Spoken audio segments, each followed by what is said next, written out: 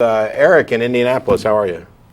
Oh, hey, can you hear me this week? We Hello? can. I can hear you. Excellent. Can you hear me? Yes, I can hear you. Technology! Woo! It's working. Yes, I'm a fan of the show. I'm an agnostic atheist, so I'll make it quick. An agnostic atheist, or a reasonable human being, or at least I try to be. But your show is like a Rocky montage for your brain. That's cool. But a quick question: when a Christian refers to other Christians as fake Christians, how do you deal with that? Is that an appeal to purity fallacy, like a one true Scotsman thing? Quite often, yes. So it's the more ill-defined the label is, the easier it is to do this. And so, I mean, I've met people who claim to be atheist Christians in the sense that they don't believe in a God, yet they find the teachings of Jesus to be valuable, and so they want to label themselves that way. So yeah, when you start trying to say who is or isn't a Christian, you're always in danger of committing the no true Scotsman fallacy, because we don't really have a good definition of what is required to actually be a Christian. And it seems that with so many denominations disagreeing on virtually every single point of doctrine, I don't know that you ever could come up with a solid one. What you can do is appeal to things like a consensus.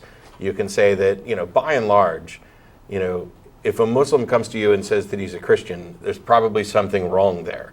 I mean, one of the things that you might say is that a Christian is somebody who believes in this particular God model, or with these particular characteristics.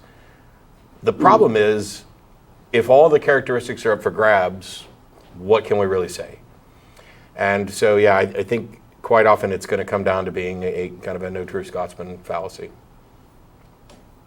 Very cool, very cool. And how do you respond, Tracie, in that, you guys have obviously studied and read the Bible extensively, but how do you respond if you want to debate Christians, but you really don't want to study the Bible that much? They always say, study the whole thing before you judge it. And so I have to study all of the religion's Bibles, the Rig Vedas and all this stuff first before I can make an assessment? Yeah. How do you deal with that? I think that you could probably just argue from the standpoint of whether or not a God exists, and you don't ever have to get into these holy books. I mean, I don't know how you'd ever get to the holy books, because you can't have a God writing a holy book unless a God exists, right? I mean, it has to exist in order to be causing things. And so you have to establish the existence of the God before you can then say it is available as a causal agent for anything, right? So when somebody starts saying, it's like when you say that gremlins exist because my toaster is broken, right? Yeah. Pointing to your broken toaster is not evidence of a gremlin. A gremlin didn't cause the broken toaster unless a gremlin really exists. So we have to figure out a way to establish a gremlin. And then we can figure out whether or not it's the cause, the causal agent of the broken toaster. Pointing to the broken toaster doesn't prove the gremlin. One of the bigger problems here, though, is that actually studying the Bible, I think, leads to a rejection of the God proposed in the Bible, because there are contradictions, there are problems. The universe doesn't make sense given that particular model. It's unrealistic to say that this God is the moral pinnacle when his book is advocating for slavery and the destruction of entire civilizations and the stoning of unruly children and things like that. But when people would come to you and say, well, you can't judge the Bible until you actually read it all. Well, there are plenty of people who have read it all many times and who reject it. But the big thing is, let's say I went through and read the whole Bible. What could that possibly tell me? The Bible itself could not possibly be sufficient confirmation that a God exists. What is their argument that the Bible alone could ever demonstrate the truth of the proposition that a God exists? It just can't. If I show you a list of things, we know somebody wrote that because we understand that these things were written. But the people who wrote the Bible were men, were people who thought they understood the mind of God. There's no way to demonstrate that they're correct, because in order to do that, you have to be able to investigate and do some comparisons. Like, hey, I want to know, the Bible is claimed to be compatible with the mind of God, or a representation of what God's thoughts are. And as Tracie was pointing out, wouldn't we need a God first, or at least immediately after, with which to compare the two? And there can be no comparison. So the best you can do with a book is go through and read it and say, this has led me to believe something. Well, why? What's the justification? And when I talk to people who think that the Bible is a proof of God's existence, they always have just absolutely terrible arguments. And one of the things that we know is that some of the key indicators of whether or not you're likely to give up Christianity, for example, is higher education and seminary training with biblical criticism and a study of the Bible. Mm-hmm.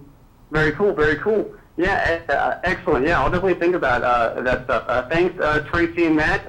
That's basically it. I'll call another week. Cool, thanks. But I have one more tiny question. If you're trying to be rational and logical in debate with theists of any kind, and they say, I feel like you're trying to back me into a corner. Like, how do you deal with that? Yes, I am. Okay. I am. Cool. The entire purpose of the Socratic method of asking those difficult questions is to get people to realize their own failings, to get them to realize, when you're making arguments and you're rebutting arguments, you are in fact trying to paint them into a corner, or let them paint themselves into a corner, because if they have good reason, that should be impossible. Yeah, and at the very least, that they understand their own stuff. Now, they could be wrong and their ideas still be right, but it helps. Yeah, if your issue is, do you have a good reason for this, and I paint you into the corner, and the corner that you're objecting to is a corner where you don't have good reasons, then you got there because you didn't have good reasons. Now, maybe somebody can't be painted into a corner. Maybe they've actually got good reasons, and then they wouldn't have anything to object to. But yeah, that's the whole point of this method of challenging things, is to get people to realize that they think they have good reasons for something, but they don't seem to when actually pressed on the issue. Excellent. Okay, thanks for your time, Tracie and Matt, and keep up the good work, guys. Yep. And one final thing before I hang up is, Sure. If they actually do have God on their side, why isn't he preventing me from helping paint them into the corner? Yeah, right? I don't know. But thanks for calling, Eric. Food for thought. Thanks.